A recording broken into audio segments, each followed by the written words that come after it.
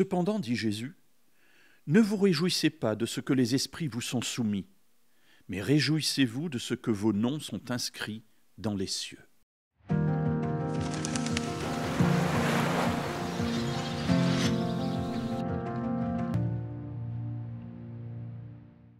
Je suis frappé de voir que parfois je suis, permettez-moi l'expression, complètement à côté de la plaque. En fait, je regarde ce que je vis et je me réjouis des progrès, je me réjouis de ce que Dieu fait en moi, je me réjouis de ce qu'il me permet d'accomplir. Est-ce que c'est mauvais en soi? Pas du tout. Et voilà qu'un jour, Jésus envoie 70 de ses disciples en mission. Et il leur donne l'autorité sur les démons, sur la maladie, et il les envoie annoncer la bonne nouvelle du royaume.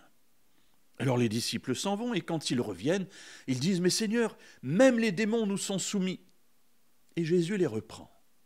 Il aurait pu se réjouir, il aurait pu dire « C'est bien, mais de toute façon, c'était pour cela que je l'ai fait. » Mais Jésus leur dit « Attention, ne vous méprenez pas. Ce n'est pas ce qui est important. » Et effectivement, dans ma vie, je m'aperçois que parfois, je fais de quelque chose qui n'est pas important la chose qui est importante. Et Dieu me recadre, Dieu me corrige, Dieu me redresse. Alors cela peut passer par la lecture d'un texte biblique ou par une parole partagée par quelqu'un que je rencontre, une lecture, peu importe. Mais à un moment donné, Dieu me dit « Attention François, tu ne regardes pas le bon endroit, tu ne regardes pas comme il faut. » Les disciples sont heureux, et puis Jésus leur dit « C'est bien, d'accord, mais ce n'est pas le sujet de réjouissance que vous devriez avoir.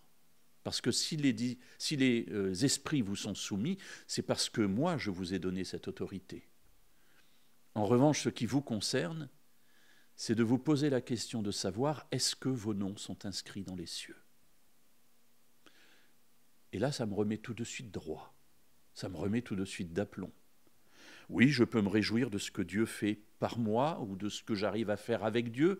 Et on n'arrive pas toujours à faire la différence. Mais Dieu me dit non, ce qui est important, c'est que ton nom soit inscrit dans les cieux, c'est-à-dire que tu sois sauvé. Alors certains sont sauvés après avoir accompli de grandes œuvres. Et nous avons tous en tête la vie d'hommes et de femmes qui ont fait des choses extraordinaires.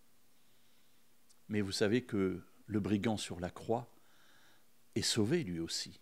C'est d'ailleurs une des rares personnes dont on puisse dire avec certitude qu'elle est sauvée, parce que Jésus l'a dit. Et pourtant, qu'a-t-elle fait? Rien, sinon de croire.